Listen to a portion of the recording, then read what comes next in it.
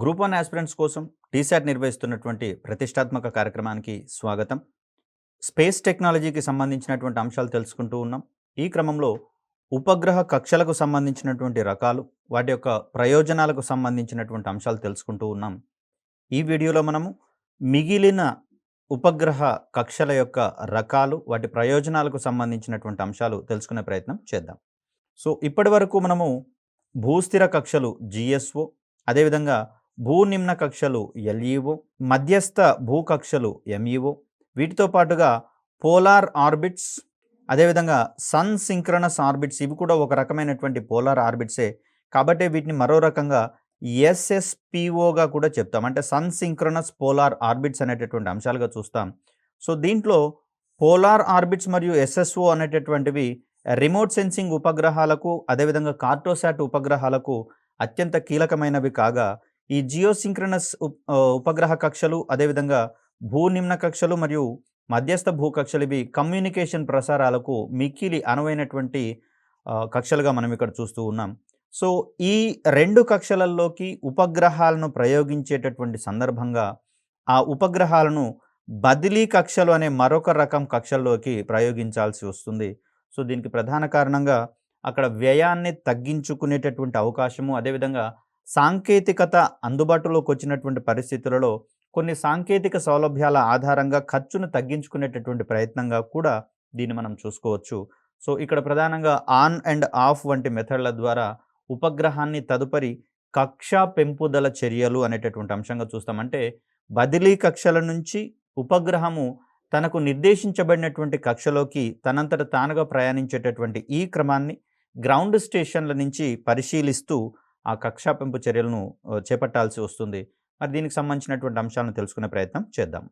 ఇక్కడ బదిలీ కక్షలు ఇవి జిఎస్ఓలోకి ప్రయోగించాలన్న ఉపగ్రహాలను, అదేవిధంగా పోలార్ ఆర్బిట్స్ మరియు ఎస్ఎస్పిఓ ఈ 3 రకాల కక్షలలోకి ప్రయోగించాలన్నా కూడా ముందుగా వాటిని తక్కువ ఎత్తులో ఉండేటటువంటి దీర్ఘవృత్తాకార బదిలీ కక్షలలోకి ప్రయోగిస్తారు. ముఖ్యంగా ఇక్కడ బదిలీ కక్షలు అనేవి మనకు దీర్ఘవృత్తాకార భావనలుగా మనం ఇక్కడ చూడవచ్చు. వీటితో పాటుగా భూస్థిర కక్షలలోకి పంపించేటటువంటి ఉపగ్రహాలను సైతము వాటిని నేరుగా జిఎస్ఓలోకి పంపించాలి అంటే అధిక సమయం పడుతుంది. అదేవిధంగా ఇంధనం కూడా అధిక మొత్తంలో ఖర్చు అవడం అనేది జరుగుతుంది. అదేవిధంగా వాహక నౌకను విభిన్నమైనటువంటి దశలు, అంటే ఇప్పుడున్నటువంటి దశలకు అదనంగా మరికొన్ని దశలను చేర్చాల్సి వస్తుంది.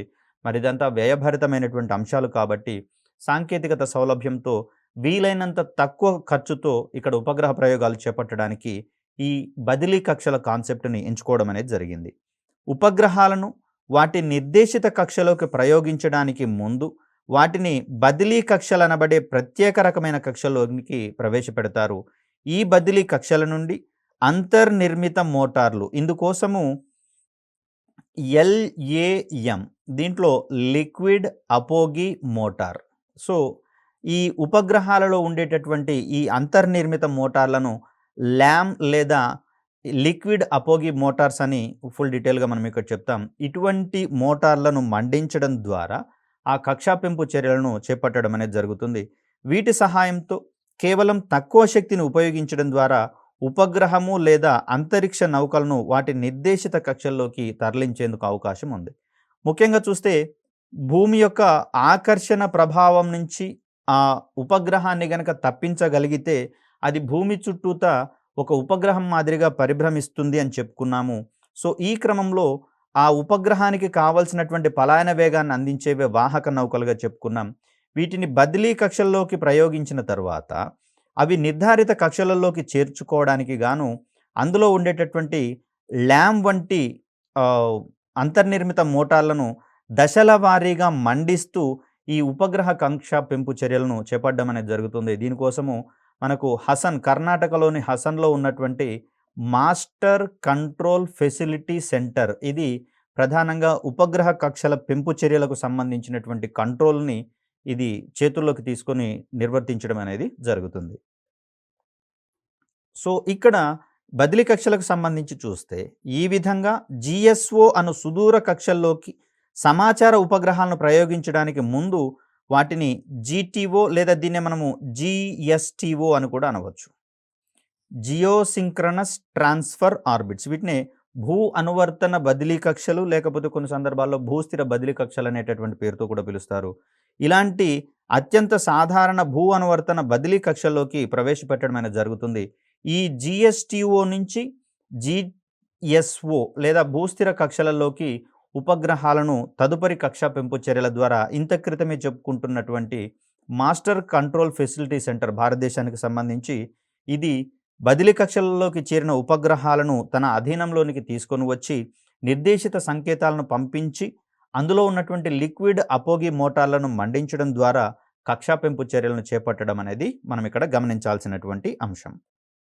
సో ఇక్కడ పటంలో కనుక మనం గమనిస్తే ఇది ఇక్కడ బ్లూ కలర్లో ఉన్నది మనకు జీటీఓకి సంబంధించి అంటే భూస్థిర బదిలీ కక్షలకు సంబంధించినటువంటి ఒక కక్షగా చూస్తూ ఉన్నాం. ఇది మనకు దీర్ఘ వృత్తాకారంలో కనిపిస్తున్నట్లుగా చూస్తూ ఉన్నాం. రెడ్ కలర్లో ఉన్నది ఉపగ్రహం పరిభ్రమించాల్సినటువంటి భూస్థిర కక్ష. మరి ఇది 36,000 కిలోమీటర్ల దూరంలో సుమారుగా ఉంటుందని చెప్పుకున్నాం. మరి ఇంత దూరంలోకి ఈ కమ్యూనికేషన్ ఉపగ్రహాలను పంపించాలి అంటే ప్రస్తుతం ఉన్నటువంటి వాహక నౌకల యొక్క శక్తి సరిపోదు. అందుకు మరింత శక్తివంతమైనటువంటి నౌకలను రూపొందించుకోవాల్సి వస్తుంది. దానికి బదులుగా దీన్ని 220 కిలోమీటర్లు ఇంటూ 35,786 కిలోమీటర్ల పరిధి ఉన్నటువంటి దీర్ఘ వృత్తాకార కక్షలోకి ప్రవేశపెట్టడం జరుగుతుంది. ఇందుకోసం కేవలం వాహక నౌక ద్వారా ఉపగ్రహాన్ని కేవలం 220 కిలోమీటర్ల దూరం వరకు విసిరివేయగలిగితే మిగిలిన పని మొత్తం ఉపగ్రహమే చేసుకునేటటువంటి పరిస్థితి మనకి ఇక్కడ కనిపిస్తుంది. తద్వారా ఇస్రో చౌకలోనే ఉపగ్రహాలను ప్రయోగించేటటువంటి సాంకేతికతను సంపాదించుకోవడం జరిగింది. సో ఇక్కడ బదిలీ కక్షలోకి చేరిన తర్వాత ఇది ఒక హాఫ్ సర్కిల్ అంటే దీర్ఘవృత్తంలో సగభాగం వరకు ప్రయాణించిన తర్వాత ఇక్కడ తిరిగి లిక్విడ్ అపోగి మోటార్ని మండించినప్పుడు అక్కడి నుంచి వెలువడేటటువంటి థ్రస్ట్ ఆధారంగా ఇది దీర్ఘ వృత్తాకార కక్షలోకి కాకుండా వృత్తాకార మార్గంలో ఉన్నటువంటి భూస్థిర కక్షలోకి మళ్లించబడుతుంది. అక్కడ ఆ కక్షలో ఉపగ్రహానికి ఉండవలసినటువంటి వేగాన్ని సైతం అందించడం ద్వారా అది స్థిరంగా ఆ భూస్థిర కక్షలోనే పరిభ్రమించేటటువంటి అవకాశం కల్పించబడుతుంది. సో ఇది మనకు బదిలీ కక్షలకు సంబంధించినటువంటి ప్రాథమిక సమాచారం. ఇక మరొక అద్భుతమైనటువంటి అంశంగా మనకి ఇక్కడ లెగ్రాంజియన్ పాయింట్స్ లేదా లెగ్రాంజ్ పాయింట్స్ అనేటటువంటివి కనిపిస్తూ ఉన్నాయి. ఇప్పటి వరకు మనం చూసినవి ఏకధ్రువ లేదా ఒకే ఖగోళ వస్తువు పరిశోధనకు సంబంధించినటువంటి ఉపగ్రహ ప్రయోగ పరిశీలనను మనం చూసాం. మరి కొన్ని సందర్భాలలో సూర్యుడు వంటి నక్షత్రాలను కావచ్చు, ఇతర ఖగోళ అంశాలను కావచ్చు గమనించాల్సినటువంటి సందర్భాలలో సదరు ఉపగ్రహాలు భూమి చుట్టూతా తిరిగినట్లయితే అవి కొంతకాలము సూర్యుడి కారణంగా భూమి అడ్డుకోవడం వల్ల ఏర్పడేటటువంటి ఆ భూఛాయలో సంబంధిత ఉపగ్రహాలు ప్రయాణించేటటువంటి క్రమంలో అవి సంబంధిత పరిశోధనలు చేయడానికి అడ్డంకిగా మారతాయని ఇదివరకే చెప్పుకున్నాం. సో అవి ఆ నీడలో ప్రయాణించినంతసేపు తమ యొక్క కార్యకలాపాలను నిలుపుదల చేసుకుని స్తబ్దుగా ఉండిపోయేటటువంటి పరిస్థితి ఏర్పడుతుంది. మరి అలాంటి పరిస్థితులను మనము నివారించుకునేటటువంటి క్రమంలో మనకు అందినటువంటి ఒక అద్భుత అవకాశంగా లెగ్రాంజియన్ పాయింట్స్ అనేవి కనిపిస్తూ ఉన్నాయి. కొన్ని సందర్భాలలో భూమికి చాలా దగ్గరగా ఉన్నటువంటి కక్షలలో మరియు జిఎస్ఓ వంటి సుదూర కక్షల్లోకి ప్రయోగించిన అంతరిక్ష నౌకలు లేదా ఉపగ్రహాలకు వాటి మిషన్కు కొద్ది కాలం పాటు అంతరాయం కలిగేటటువంటి అవకాశం ఉంది. కేవలం భూమి చుట్టూతా పరిభ్రమించి అవి పరిశోధనలు చేసేటటువంటి క్రమంలో. ఉదాహరణకు అంతరిక్ష ఆధారిత అబ్జర్వేటరీస్ అంటే నిరంతరము స్పేస్నే కనిపెట్టుకొని ఉండేటటువంటి అబ్జర్వేటరీస్ కొన్ని ఉన్నాయి. ఈ అబ్జర్వేటరీస్ భూమి చుట్టూతా ఉండేటటువంటి క్రమంలో వాటి యొక్క పనితీరును కొంతకాలం పాటు నిలుపుదల చేసుకోవాలని చెప్పుకున్నాం. ఇది రోజులో కొంత సమయం అంటే అనుకోవచ్చు, కానీ ప్రతిరోజు ఇదే ఓరియంటేషన్ కనుక అది ప్రదర్శించినట్లయితే భవిష్యత్తులో ఎక్కువ ఇబ్బందులు కలిగేందుకు అవకాశం ఉంది. అదేవిధంగా టెలిస్కోప్లు అయినా సరే తమ యొక్క పరిశీలనలో భాగంగా లోతైన చీకటితో కూడినటువంటి అంతరిక్ష ప్రాంతాలను ఫోటో తీయాల్సి ఉంటుంది. భూమి సహజంగానే దృశ్యకాంతి పరారుణ వికిరణాలను విడుదల చేస్తుంది.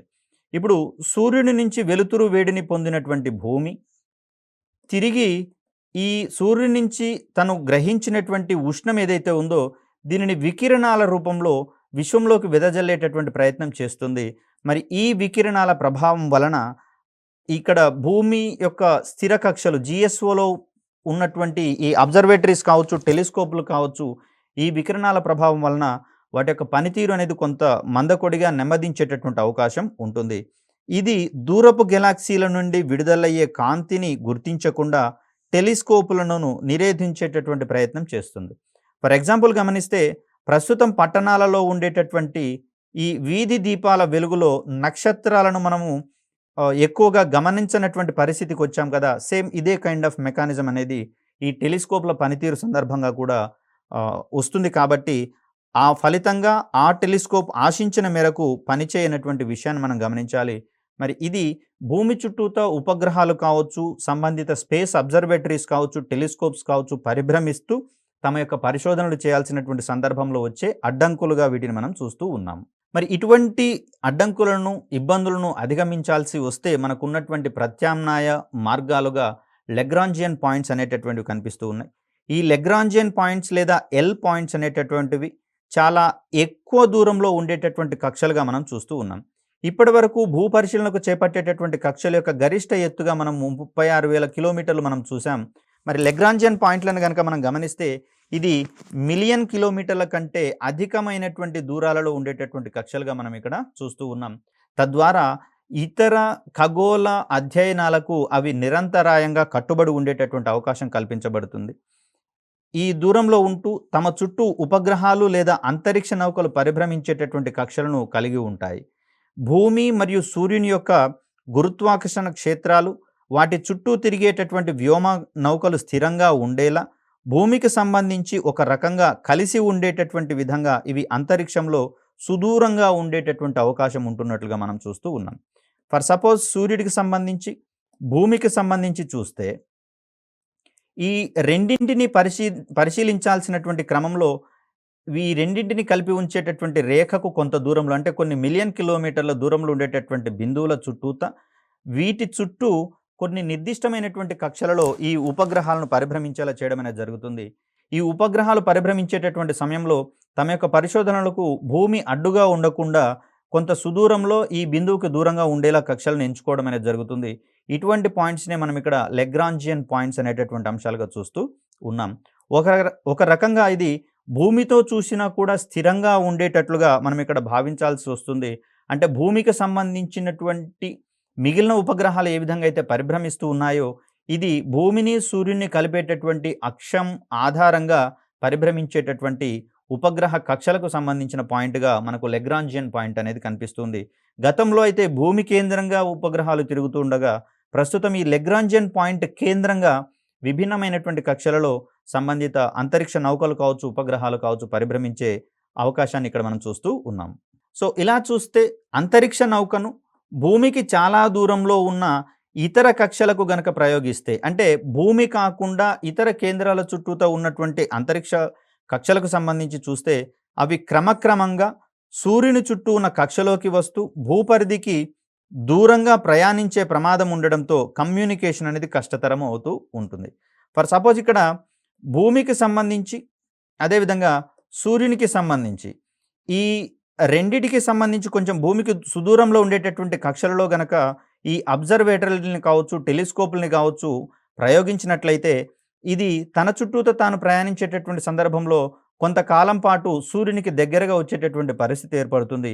మరి ఇలాంటి సందర్భాలలో భూమి ఆకర్షణ కన్నా సూర్యుని యొక్క ఆకర్షణ అధికంగా ఉంటుంది కాబట్టి కాలక్రమంలో ఇవి సూర్యుని యొక్క ఆకర్షణ పరిధిలోకి వెళ్ళిపోయి సూర్యుని చుట్టూ తిరిగేటటువంటి పరిణామాన్ని మనం గమనిస్తాం. మరి అలాంటి సందర్భాలలో భూమి యొక్క కమాండింగ్ లేదా కంట్రోల్ నుంచి సదరు స్పేస్ క్రాఫ్ట్స్ అనేవి దూరంగా వెళ్ళిపోయేందుకు అవకాశం ఉంది. తద్వారా వాటిని ఏ ప్రయోజనాలను ఆశించి ప్రయోగించామో ఆ ప్రయోజనాలు భూమికి చేరకుండా పోయేందుకు అవకాశం అనేది ఉంటుంది. మరి లెగ్రాంజియన్ పాయింట్ల వద్దకు గనక ఈ అబ్జర్వేటర్లను కావచ్చు, టెలిస్కోపులను కావచ్చు ప్రయోగించినట్లయితే ఆ ఇబ్బందులేవి లేకుండా అది భూమి చుట్టూతా స్థిరంగానే ఉంటూ అంటే భూమికి సూర్యునికి మధ్య ఉండేటటువంటి సరళ రేఖ ఏదైతే ఉందో, అక్షం ఏదైతే ఉందో ఆ అక్షాన్ని కేంద్రంగా చేసుకొని పరిభ్రమిస్తూ ఆ పరిశోధనలు కావచ్చు, పరిశీలనలు కావచ్చు నిరంతరాయంగా చేపట్టేందుకు అవకాశం అనేది ఏర్పడుతుంది. సో అందువల్ల ఈ ప్రమాదాలకు బదులుగా ఈ ప్రత్యేక ఎల్ పాయింట్లకు ప్రయోగించిన వ్యోమనౌక స్థిరంగా ఉండే అవకాశం ఉంటుంది. అది ఎప్పుడూ కూడా సూర్యుని యొక్క ఆకర్షణ పరిధిలోకి వెళ్ళే అవకాశము ఇక్కడ కల్పించడం జరగదు. అలా వేరే కక్షలోకి మారకుండా నిరంతరం భూమికి చేరువలోనే ఉంటుంది. అంటే అది భూమి చుట్టూతా ఏ స్థిరమైనటువంటి కక్షలు అంటే భూమికి స్థిరమైనటువంటి దూరంలో ఏ నిర్దేశిత కక్షలో అయితే ప్రయోగించామో, ఆ కక్షలోనే స్థిరంగా పరిభ్రమించేటందుకు అవకాశం అనేది కలుగుతుంది లెగ్రాంజియన్ పాయింట్స్ వంటి ఈ ప్రత్యేక బిందువుల ద్వారా. సో, ఇక్కడ మనకు పటంలో కనిపిస్తున్నవి మనకు లెగ్రాంజియన్ పాయింట్స్‌కి సంబంధించినటువంటి అంశాలు. ఇక్కడ భూమికి సంబంధించి చూస్తే ఇది చంద్రునికి సంబంధించినటువంటి అంశంగా చూడవచ్చు. ఇక్కడ భూమికి లెఫ్ట్ సైడ్‌లో ఉన్నటువంటి ఈ బిందువు మనకు L1 అంటే మొదటి లెగ్రాంజియన్ పాయింట్‌గా కనిపిస్తూ ఉంది. అదేవిధంగా భూమికి కొంత దూరంలో ఇక్కడ మనకు L2 అనే లెగ్రాంజియన్ పాయింట్ మనకిక్కడ కనిపిస్తుంది. భూమికి, సూర్యునికి కలిపేటటువంటి ఈ రేఖకు అవతల వైపున L3 అనేటటువంటి లెగ్రాంజియన్ పాయింట్, అదేవిధంగా L4, L5 ఇవి మనకు నిరంతరాయంగా స్పేస్ అబ్జర్వేటరీలను ప్రయోగించాల్సి వస్తే ఈ లెగ్రాంజియన్ పాయింట్స్‌ని ఆధారంగా చేసుకొని మనం వాటిని ప్రయోగించేందుకు అవకాశం ఉంది. అయితే ఎక్కువగా మనకు లాభదాయకంగా ఉండేటటువంటి లెగ్రాంజియన్ పాయింట్స్‌గా మనకు L2 అండ్ L1 మాత్రమే కనిపిస్తూ ఉన్నాయి. మిగిలినటువంటివి కొంచెం సుదూరంలో ఉంటుండడం వల్ల వాటికి ఈ ఉపగ్రహాలను కావచ్చు, అంతరిక్ష నౌకలను కావచ్చు, అబ్జర్వేటరీలు లేకపోతే టెలిస్కోపుల వంటివి ప్రయోగించడం అనేది కొంచెము ఖర్చుతో కూడుకున్నటువంటి అంశంగా మనం ఇక్కడ గమనించవచ్చు. సో, ఈ L1 మరియు L2 వైపుకి ప్రయోగించినటువంటి ఈ అబ్జర్వేటరీలు కావచ్చు, టెలిస్కోప్‌లు కావచ్చు, నిరంతరము ఎటువంటి అంతరాయాలు లేకుండా ఖగోళ పరిశోధనకు పనిచేసేటటువంటి క్రమాన్ని మనం చూడవచ్చు. సో, ఇక్కడ భూమికి, సూర్యుడికి మధ్యలో ఈ పరిశోధనకు సంబంధించినటువంటి లెగ్రాంజియన్ పాయింట్స్‌ని మరింత విపులంగా గమనిస్తే అత్యధికంగా ఉపయోగపడేటటువంటి ఎల్ పాయింట్లుగా మనకిక్కడ L1 మరియు L2లు కనిపిస్తూ ఉన్నాయి. అంటే ఏదైనా ప్రయోగం చేపట్టేటప్పుడు తక్కువ ఖర్చుతో వీలైనంత తక్కువ ఖర్చుతో చేపట్టడానికి ప్రయత్నించడం అనేది జరుగుతుంది. అదేవిధంగా అది ఎంత వీలైతే అంత తక్కువ సమయంలో సంబంధిత ప్రయోగాల యొక్క ఫలితాలు మనకు అందుబాటులోకి రావాల్సి వస్తుంది. మరి అలాంటి సందర్భంలో అత్యంత లాభదాయకత కలిగినటువంటి అదేవిధంగా ఎక్కువగా ఉపయోగపడేటటువంటి లెగ్రాంజియన్ పాయింట్స్‌గా మనకిక్కడ L1 మరియు L2లు కనిపిస్తూ ఉన్నాయి. ఈ L1 మరియు L2లు ఏవైతే ఉన్నాయో ఇది భూస్థిర కక్షలతో పోలిస్తే మరింత సుదూరంగా ఉన్నట్లుగా మనకు కనిపిస్తుంది. ఒక రకంగా చూస్తే భూమికి, చంద్రుడికి మధ్య ఉన్నటువంటి దూరానికి 4 రెట్లు ఉంటున్నట్లుగా మనం ఇక్కడ గమనించవచ్చు. సో, ఇవి సుమారుగా 1.5 మిలియన్ కిలోమీటర్ల దూరంలో ఉంటున్నట్లుగా మనం ఇక్కడ చూస్తూ ఉన్నాం. మరో రకంగా చూస్తే ఈ దూరము సూర్యుడు మరియు భూమికి మధ్య ఉన్నటువంటి దూరంలో దాదాపు 1% మాత్రమే ఉంటూ సూర్యునికి సంబంధించినటువంటి అధ్యయనాలను సైతము కంటిన్యూస్‌గా చేపట్టేందుకు అవకాశం ఉంది. ఈ క్రమంలోనే భారతదేశం ప్రయోగిస్తున్నటువంటి ఒక సూర్యుని పరిశోధన కోసం ప్రయోగించబడేటటువంటి ఒక స్పేస్ ప్రయోగంగా మనకు ఆదిత్య L1 అనేది కనిపిస్తుంది. అంటే L1 దగ్గరికి ఆదిత్య అనేటటువంటి స్పేస్ క్రాఫ్ట్‌ని పంపించి అక్కడి నుంచి సూర్యునికి సంబంధించినటువంటి బాహ్య వ్యవస్థల యొక్క ఉష్ణోగ్రతల మీద పరిశోధన చేయడం అనేది జరుగుతుంది. ఇక్కడ లెగ్రాంజియన్ పాయింట్స్‌కి సంబంధించి చూస్తే ఈ L1 అనేటటువంటి లెగ్రాంజియన్ పాయింట్ దగ్గర ఇదివరకే ఒక సౌర టెలిస్కోప్ దీన్నే సోహో అనేటటువంటి సౌర టెలిస్కోప్ దీన్ని 1995లో ప్రయోగించడం అనేది జరిగింది. దీనితో పాటుగా లీసా పాత్ ఫైండర్ అనేటటువంటి ఇవి మనకు 2015లో ప్రయోగించడం జరిగింది. ఆల్రెడీ అవి పనిచేస్తూ ఉన్నాయి. అదేవిధంగా హెర్షెల్ స్పేస్ అబ్జర్వేటరీ దీన్ని 2009లో ప్రయోగించడం జరిగింది. Planck, Gaia, Euclid, Plato, Ariel, JWST మరియు ఎథీనా అనేటటువంటి టెలిస్కోప్స్ ఆల్రెడీ L2 పాయింట్ దగ్గర రెండవ లెగ్రాంజియన్ పాయింట్ దగ్గర వీటిని ప్రయోగించడం జరిగింది. ఇందులో హెర్షెల్ స్పేస్ అబ్జర్వేటరీ 2009లో ప్రయోగించబడగా ప్లాంక్ అనేటటువంటిది 2009లో ప్రయోగించారు దీన్ని కూడా. గయియా అనేది 2013లో ప్రయోగించబడినటువంటి Lagrangian point second Lagrangian point దగ్గరికి ప్రయోగించబడినటువంటి టెలిస్కోపులుగా మనకి ఇక్కడ కనిపిస్తూ ఉన్నాయి. సో, ఇలా ఉపగ్రహ కక్షలకు సంబంధించినటువంటి సమాచారం తెలుసుకున్నాం. ఉపగ్రహాలు అందించేటటువంటి ప్రయోజనాల ఆధారంగా మనకు ఉపగ్రహ కక్షలు నిర్ధారించబడతాయని తెలుసుకున్నాం. మరి ఈ ఉపగ్రహ కక్షలు ఉండేటటువంటి ఎత్తుల ఆధారంగానే ఈ ఉపగ్రహాలను ప్రయోగించే వాహక నౌకలు సైతం డిసైడ్ చేయబడతాయి. ఫర్ ఎగ్జాంపుల్ గమనిస్తే చంద్రయాన్ 1లో మనము PSLV వాహక నౌకను వినియోగించడం జరిగింది. అదే చంద్రయాన్ 2 విషయానికి వచ్చేసరికి GSLV వాహక నౌకను వినియోగించడం జరిగింది. ఇక్కడ ప్రధానమైనటువంటి కారణం ఏంటి అంటే PSLV ద్వారా తక్కువ ఎత్తులో ఉండేటటువంటి బదిలీ కక్షల్లోకి చంద్రయాన్ 1ని ప్రయోగించడం జరిగింది. ఇక్కడ నుంచి అది నిర్దేశిత చంద్రుని కక్షలోకి చేరడానికి ఎక్కువ సంఖ్యలో కక్షా పెంపు చర్యలను చేపట్టడం అనేది జరిగింది. తద్వారా ఉపగ్రహంలో ఉన్నటువంటి ఇంధనంలో ఎక్కువ భాగము ఈ కక్షా పెంపు చర్యలకు ఉపయోగించడం వల్ల దాని యొక్క జీవితకాలం తగ్గేందుకు అవకాశం అనేది ఏర్పడుతుంది. చంద్రయాన్ 2లో జీఎస్ఎల్వి వాహక నౌకను వినియోగించినప్పుడు ఇది అత్యధిక దూరంలో అంటే చంద్రయాన్ 1కి సంబంధించిన బదిలీ కక్ష కన్నా అధిక ఎత్తులో ఉండేటటువంటి జీఎస్టీఓలోకి ఈ నౌకను ప్రయోగించినప్పుడు చంద్రయాన్ 1తో కంపేర్ చేస్తే చంద్రయాన్ 2 యొక్క కక్షా పెంపు చర్యలు తక్కువ సంఖ్యలో చేపట్టబడతాయి. తద్వారా ఉపగ్రహంలో ఉన్నటువంటి ఇంధనము తక్కువ మొత్తంలో వినియోగించబడి తక్కువ వ్యయంతోటే అది చంద్రుని యొక్క ఆకర్షణ పరిధిలోకి చేర్చబడుతుంది. మరి అలాంటి సందర్భాలలో చంద్రయాన్ 2 యొక్క జీవిత కాలము పెరిగేటందుకు అవకాశం ఉంది కదా! సో, ఇలా మనకు వాహక నౌకలను డిఫరెంట్ అవసరాల కోసం వినియోగించేటటువంటి క్రమంలో ప్రత్యేకమైనటువంటి సౌలభ్యాలు మనకు అందడం అనేది జరుగుతుంది. మరి ఇలాంటి సందర్భంలో భారతదేశంలో ఎన్ని రకాలైనటువంటి ప్రయోగ వాహక నౌకలున్నాయి? మరి ఆ ప్రయోగ వాహక నౌకలు సమకూరడంలో తొలినాళ్ళ నుంచి చేపట్టినటువంటి ప్రయోగాలు ఏ విధంగా ఉన్నాయి?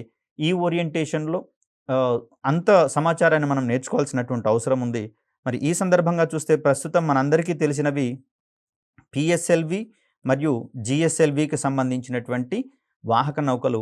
వీటికంటే ముందు గనక మనం గమనిస్తే శాటిలైట్ లాంచ్ వెహికల్ మొట్టమొదటగా 1960స్, 70స్ మధ్య కాలంలో ఈ ఉపగ్రహ వాహక నౌకల పరిజ్ఞానాన్ని, సాంకేతిక పరిజ్ఞానాన్ని సంపాదించుకోవడానికి గాను మనం చేపట్టినటువంటి ఒక ప్రయోగంగా ఎస్ఎల్వి అనేది కనిపిస్తుంది. దీని తర్వాత చేపట్టినటువంటి మరో ప్రయోగంగా ఏఎస్ఎల్వి అంటే ఆగ్మెంటెడ్ శాటిలైట్ లాంచ్ వెహికల్ అనేది మనకి ఇక్కడ కనిపిస్తూ ఉంది. ఈ 2 వాహక నౌకల సాంకేతిక పరిజ్ఞానాన్ని ఆధారంగా చేసుకొని విభిన్న అవసరాల కోసం వేర్వేరు ఉపగ్రహాలను ప్రయోగించగలిగేలా పిఎస్ఎల్వి మరియు జిఎస్ఎల్వి వంటి ప్రపంచ ప్రఖ్యాతి గడించినటువంటి వాహక నౌకల యొక్క పరిజ్ఞానం అనేది భారత్ సొంతం కావడం అనేది జరిగింది. మరి ఈ వాహక నౌకల కంటే ముందు చేపట్టినటువంటి ప్రయోగాలుగా మనకు సౌండింగ్ రాకెట్ ప్రయోగాల గురించి తెలుసుకోవాల్సి ఉంది. ఎందుకు ఈ సౌండింగ్ రాకెట్ ప్రయోగాలను చేపట్టాల్సి వచ్చింది అంటే, భూమి నుంచి ఎగువ పొరలకు పోయేటటువంటి క్రమంలో మనకు ఉన్నటువంటి ట్రోపోస్పియర్ కావచ్చు, స్ట్రాటోస్పియర్, మీసోస్పియర్, ఎక్సోస్పియర్ వీటికి సంబంధించి ఒక్కొక్క పొరలో విభిన్నమైనటువంటి వాతావరణ అంశాలు అక్కడ ప్రభావితం చేస్తాయి వాహక నౌకలు ప్రయాణించేటటువంటి క్రమంలో. ఇక్కడ భూమి నుంచి ఉపరితలంలో కొంత ఎత్తుకు పోతే అక్కడ భూ వాతావరణంలో ఈ వాహక నౌక ప్రయాణించేటటువంటి క్రమంలో వాతావరణ కణాలతో ఘర్షణ వల్ల ఏర్పడే ఉష్ణం ఏదైతే ఉందో ఈ ఉష్ణ ప్రభావం నుంచి వాహక నౌకను కాపాడాల్సి వస్తుంది. అదేవిధంగా వాహక నౌకలో భాగంగా అమర్చినటువంటి ఉపగ్రహాన్ని సైతం మనం కాపాడాల్సి వస్తుంది. లేకపోతే వాహక నౌకతో పాటుగా ఉపగ్రహం కూడా మండిపోయేటందుకు అవకాశం ఉంటుంది. కాబట్టి మరి ఇలా వెలువడేటటువంటి ఉష్ణాన్ని తట్టుకునే మిశ్రమ లోహాలను మనం వాహక నౌక తయారీలో వాడాల్సి వస్తుంది. సో, ఇందుకోసం మనము కెవ్లార్ అనేటటువంటి ఒక ప్రత్యేకమైనటువంటి పదార్థాన్ని రూపొందించుకోవడం జరిగింది. మరి ఇటువంటి పరిశోధనలకు ఆద్యంగా సౌండింగ్ రాకెట్స్ ప్రయోగాలను మనం ఇక్కడ పేర్కొనాల్సి వస్తుంది. అదేవిధంగా చూస్తే ఉపగ్రహం చుట్టూతా ఒక పేలోడ్ ఫెయిరింగ్ అనేటటువంటి అంశాన్ని మనం చూస్తూ ఉంటాం. పేలోడ్ ఫెయిరింగ్ దీన్నే మనము థర్మల్ షీట్ అనేటటువంటి అంశంగా కూడా చూస్తాం. అంటే ఉపగ్రహాన్ని ఒక బోర్లించిన గంట ఆకారంలోని ఒక తొడుగు లోపల దాన్ని అమర్చడం అనేది జరుగుతుంది. సో, దీన్ని మనము బోర్లించిన గంట ఆకారంలో ఉంటుంది కాబట్టి ఓజివ్ పేలోడ్ ఫెయిరింగ్ ఓపీఎఫ్గా మనం ఇక్కడ చెప్తూ ఉంటాం. ఇది భూ వాతావరణం పరిధిలో వాహక నౌక ప్రయాణించేటటువంటి క్రమంలో వెలువడేటటువంటి ఆ ఉష్ణం నుంచి ఉపగ్రహాన్ని కాపాడడానికి పనిచేసేటటువంటి ఒక వ్యవస్థగా మనం చూస్తూ ఉంటాం. ఇది వాహక నౌక ప్రయాణించేటటువంటి క్రమంలో రెండవ దశలో ఈ ఉపగ్రహం చుట్టూతో ఉన్నటువంటి పేలోడ్ ఫెయిరింగ్ అనేది విడిపోవడం జరుగుతుంది. ఎందుకంటే రెండవ దశ ప్రయాణించేటటువంటి క్రమంలో వాతావరణం యొక్క ప్రభావం లేని దశలోకి వాహక నౌక వెళ్తుంది. కాబట్టి మరి వీటికి సంబంధించి ఆ ఫెయిరింగ్ ఎప్పుడు వాహక నౌక నుంచి విడిపడాలో ముందే ఒక ఖచ్చితమైనటువంటి అంచనా రావడానికి గాను సౌండింగ్ రాకెట్ ప్రయోగాలు అనేవి మనకు ఇతమిద్దంగా ఉపయోగపడడం అనేది జరిగింది. ఈ క్రమంలో చూస్తే సౌండింగ్ రాకెట్ ప్రయోగాల గురించి మనం నేర్చుకోవాల్సి వస్తుంది. ఎస్ఎల్వి, ఏఎస్ఎల్వి, పిఎస్ఎల్వి, జిఎస్ఎల్వి వాహక నౌకల గురించి కూడా మనం చర్చించుకోవాల్సి వస్తుంది. అదేవిధంగా మనకు సిలబస్లో భాగంగా భవిష్యత్ కార్యక్రమాల గురించి కూడా చెప్పారు. కాబట్టి దీంట్లో భాగంగా మనము రీయూజబుల్ లాంచ్ వెహికల్ సాంకేతికతకు సంబంధించిన అంశాలు తెలుసుకోవాల్సి ఉంటుంది. అదేవిధంగా అడ్వాన్స్డ్ బ్రీతింగ్ ప్రొపల్షన్ ప్రాజెక్ట్, దీన్నే మనము సింపుల్గా చెప్పాలంటే స్క్రామ్జెట్ ప్రోగ్రామ్గా చెప్తాం. స్క్రామ్జెట్ ప్రొపల్షన్ ప్రోగ్రామ్గా మనం చెప్తాం. సో వీటికి సంబంధించినటువంటి ప్రాథమిక అంశాలు మొత్తం కూడా ఒకే క్వశ్చన్గా మనం ఇస్తూ ఉన్నాం, కానీ ఇక్కడ సారూప్యత ఉన్నటువంటి కారణంగా దీన్ని ఒకటే క్వశ్చన్లో ఫ్రేమ్ చేసుకోవడం జరిగింది. అడగడంలో ఉన్నటువంటి డిఫరెంట్ మేనరిజమ్స్లో భాగంగా దీన్ని విభిన్న రకాలుగా అడిగేందుకు అవకాశం ఉంది. కాబట్టి మనం మొత్తం సమాచారాన్ని కనుక నేర్చుకుంటే క్వశ్చన్ ఏ రూపంలో అడిగినా కూడా ఆన్సర్ చేసేటందుకు మనకు విభిన్నమైనటువంటి స్కోప్లలో సమాచారం అందుబాటులో ఉంటుంది. కాబట్టి ఎటువంటి అధైర్యపడకుండా సమాచారాన్ని ఇచ్చే ప్రయత్నం చేయవచ్చు. సో ఇక్కడ ఉపగ్రహ వాహక నౌకలకు సంబంధించినటువంటి సమాచారాన్ని చూస్తూ ఉన్నాం. భారతదేశంలో స్వదేశీయంగా ఉపగ్రహ ప్రయోగ వాహక నౌకల అభివృద్ధి కార్యక్రమము 1960-70ల మధ్య మొదలైనట్లుగా మనం గమనించాలి. మరి అంతక్రితము ఉపగ్రహ ప్రయోగాలు ఏమైనా చేపట్టినట్లయితే దానిని విదేశీ వాహక నౌకల ద్వారానే చేపట్టడం జరిగింది. ఇందుకు రష్యా యొక్క సహకారం అనేది మనకు అప్పటి నుంచే ఉన్నట్లుగా గమనించాలి. అందుకనే అత్యంత ప్రాచీనమైనటువంటి నమ్మకస్తుడైనటువంటి మిత్రుడుగా ప్రపంచ దేశాల జాబితాలో రష్యా ముందు వరుసలో ఉండడం అనేది జరుగుతుంది. ఇది అంతరిక్ష సాంకేతికత నుంచి మొదలుకొని ఈ మిసైల్ టెక్నాలజీలో కూడా నేటికి అక్కడ సాంకేతిక సహకారం అనేది కంటిన్యూ అవుతున్నటువంటి పరిస్థితి కనిపిస్తూ ఉంది.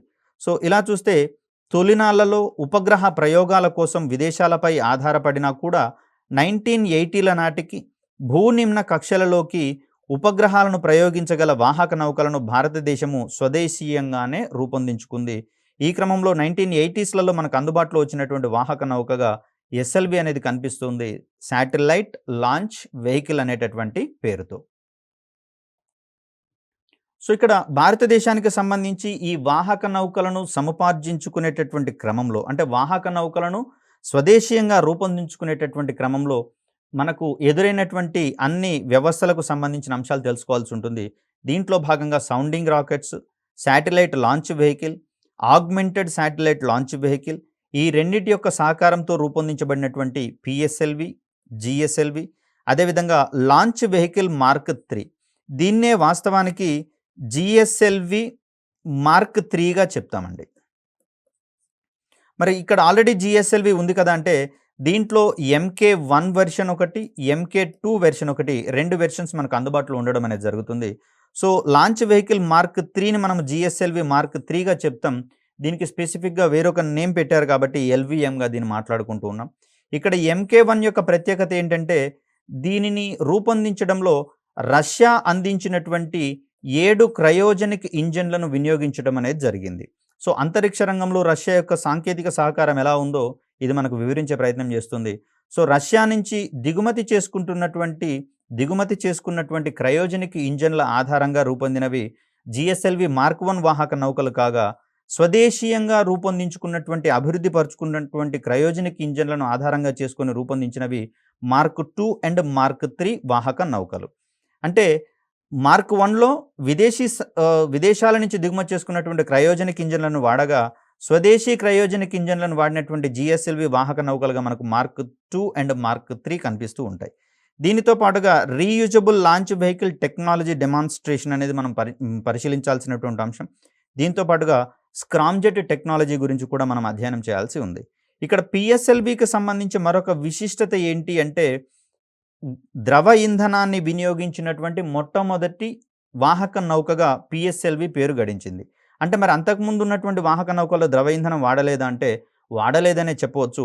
ఎందుకంటే శాటిలైట్ లాంచ్ వెహికల్ అనేది 4 దశల్లో ఘన ఇంధనాన్ని మాత్రమే వాడుకుంటూ ప్రయాణించేటటువంటి వాహక నౌకగా ఎస్ఎల్వి కనిపిస్తూ ఉంటే, 5 అంచెలలో మొత్తంగా చూస్తే ఘన ఇంధనాన్ని వినియోగించుకుని ప్రయాణించేటటువంటి మన వాహక నౌకగా ఏఎస్ఎల్వి అనేది కనిపిస్తుంది. కాబట్టి మొట్టమొదటిసారిగా ద్రవ ఇంధనాన్ని వినియోగించినటువంటి వాహక నౌకగా మనకు పిఎస్ఎల్వి నిలబడడం జరిగింది. దీని తర్వాత జిఎస్ఎల్విలో కూడా మొదటి దశలో ఘన ఇంధనాన్ని, రెండవ దశలో ద్రవ ఇంధనాన్ని వినియోగించుకుంటూ మూడవ దశలో క్రయోజనిక్ ఇంధనాలను వినియోగించడం అనేది జరుగుతుంది. తద్వారా అత్యంత బరువైనటువంటి ఉపగ్రహాలను సైతము సుదూరంలో ఉండేటటువంటి భూస్థిర కక్షలలోకి తక్కువ సమయంలోనే మనం చేర్చేటటువంటి అవకాశం లభించడం అనేది జరిగింది. దీంట్లో ఒక్కొక్క దానికి సంబంధించినటువంటి అంశాలు క్షుణ్ణంగా నేర్చుకునే ప్రయత్నం చేద్దాం. ఇక్కడ మనకు భూమి యొక్క ఎగువ పొరలకు సంబంధించినటువంటి అంశాలు చూస్తూ ఉన్నాం. దీంట్లో మొట్టమొదటిది ట్రోపోస్పియర్ కాగా, రెండవది స్ట్రాటోస్పియర్ కనిపిస్తోంది, mesosphere, thermosphere and then exosphere. మరి భూమికి సంబంధించి చూస్తే ట్రోపోస్పియర్ అవతల మనకు -60°C ఉంటుంది. అంటే కనిష్టమైనటువంటి ఉష్ణోగ్రతలు నమోదవుతుంది. ఇక్కడ స్ట్రాటోస్పియర్ మరియు మీసోస్పియర్ల మధ్యలో చూస్తే మనకు 0°C కనిపిస్తుంది. మీసోస్పియర్ ఎగువన -85°C కనిపిస్తుంది. థర్మోస్పియర్కి సంబంధించి చూస్తే గరిష్టమైనటువంటి ఉష్ణోగ్రతలు నమోదవుతున్నట్టుగా కనిపిస్తుంది, 1500°C. అదేవిధంగా ఎక్సోస్పియర్ దగ్గరకు వచ్చేసరికి ఈ టెంపరేచర్ మరింతగా పెరిగి 2000°C ఉష్ణోగ్రతకు చేరుకున్నట్లుగా మనం ఇక్కడ గమనించవచ్చు. మరి ఇలాంటి సందర్భాలలో సాధారణమైనటువంటి లోహాలతో తయారైన వాహక నౌకలను గనుక వినియోగిస్తే ఈ కనిష్ట గరిష్ట ఉష్ణోగ్రతల ప్రభావం వల్ల అది పేలిపోయేందుకు లేకపోతే ప్రయోగము వైఫల్యం చెందేటందుకు అవకాశం అనేది ఏర్పడుతుంది. ముఖ్యంగా చూస్తే ఎక్సోస్పియర్ దాటినటువంటి వాతావరణంలో మనకు శాటిలైట్స్ పరిభ్రమిస్తున్నట్లుగా కనిపిస్తుంది. కాబట్టి అది ఈ రకమైనటువంటి కనిష్ట గరిష్ట ఉష్ణోగ్రతల వ్యత్యాసాలను కావచ్చు, అదేవిధంగా వాతావరణ ఎగువ పొరలకు ప్రయాణించేటటువంటి క్రమంలో గాలుల యొక్క డోలనాలు అంటే వాటి యొక్క ప్రవర్తన కూడా విచిత్రంగా మారిపోయేటందుకు అవకాశం ఉంటుంది. కాబట్టి అటువంటి పరిస్థితులన్నింటినీ అంచనా వేసుకుంటూ వాటన్నింటినీ తట్టుకుంటూ పోగలిగేటటువంటి వాహక నౌకలను రూపొందించుకోవాల్సి వస్తుంది. మరి అలాంటి క్రమంలో మనం చేసినటువంటి ప్రయోగాల పరంపరనే సౌండింగ్ రాకెట్ ప్రయోగాలకు సంబంధించి మనం చెప్పుకోవాల్సి వస్తుంది. సో ఇక్కడ సౌండింగ్ రాకెట్కి సంబంధించి చూస్తే మనకు కనిపిస్తూ ఉన్నది ఇది సౌండింగ్ రాకెట్కి సంబంధించినటువంటి ప్రయోగ వేదిక, లాంచ్ ప్యాడ్గా చెప్తూ ఉంటాం. ఇక్కడ రెడ్ కలర్లో కనిపించేటటువంటి ఈ ఆబ్జెక్టే మనకు సౌండింగ్ రాకెట్కి సంబంధించినటువంటి అంశము.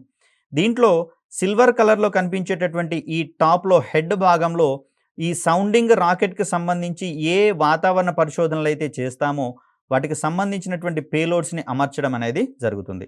ముఖ్యంగా పేలోడ్స్ అంటే ఏంటంటే నిర్దిష్టమైనటువంటి ప్రయోజనాల కోసం రూపొందించి ఉపగ్రహ వాహక నౌకలలో ప్రయోగించేటటువంటి పరికరాలుగా మనం చెప్తాం. సో ఈ పరికరాలనే మనము టెక్నికల్గా పేలోడ్ అనేటటువంటి పేరుతో పిలుస్తాం. మరి ఇక్కడ తెలుగు వెర్షన్ రాసేటటువంటి విద్యార్థులు ఇంగ్లీష్ పేర్లు రాయొచ్చా సార్ అంటే రాయొచ్చు, లేదా దీన్నే తెలుగులో రాసినా కానీ మనకు నష్టమేం లేదు.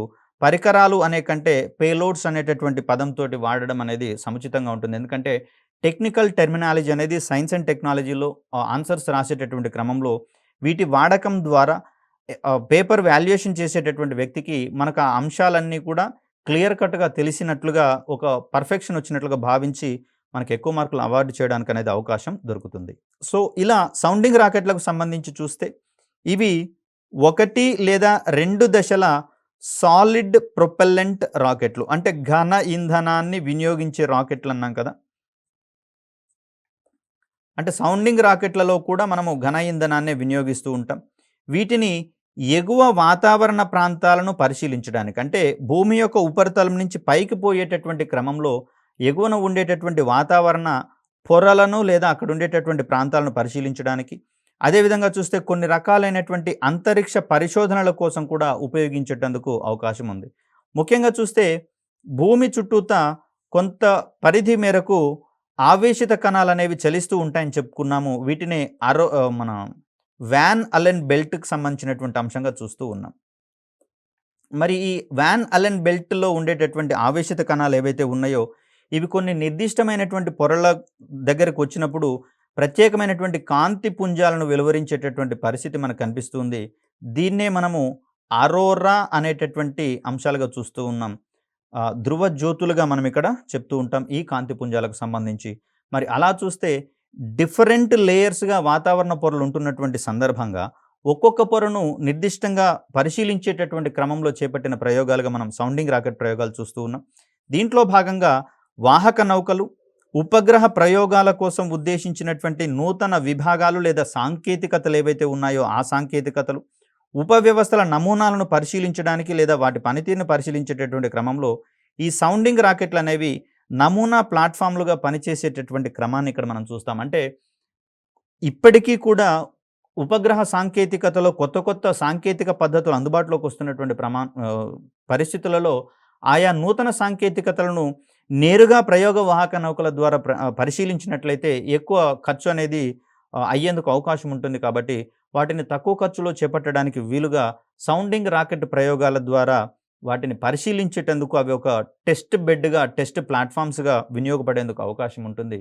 ఇలా భారతదేశానికి అంది వచ్చినటువంటి వాహక నౌకల యొక్క సాంకేతిక పరిజ్ఞానము దినదిన అభివృద్ధి చెందుతూ అనేక రకమైనటువంటి ప్రయోజనాలను అందించే విభిన్న అంతరిక్ష ఉపగ్రహ వ్యవస్థలను ఏర్పాటు చేయడానికి, ప్రపంచంలోనే అత్యధిక పెద్ద మొత్తంలో ఉపగ్రహాలను ప్రయోగించి కమ్యూనికేషన్ మరియు రిమోట్ సెన్సింగ్ అవసరాల కోసం వినియోగిస్తున్నట్లుగా ఇస్రో చరిత్ర గడించినటువంటి క్రమంలో మరి ఆయా వాహక నౌకల సాంకేతికతలు మనకు రావడంలో ఏ ఏ అంశాలు కీలకంగా పరిగణించబడ్డాయి?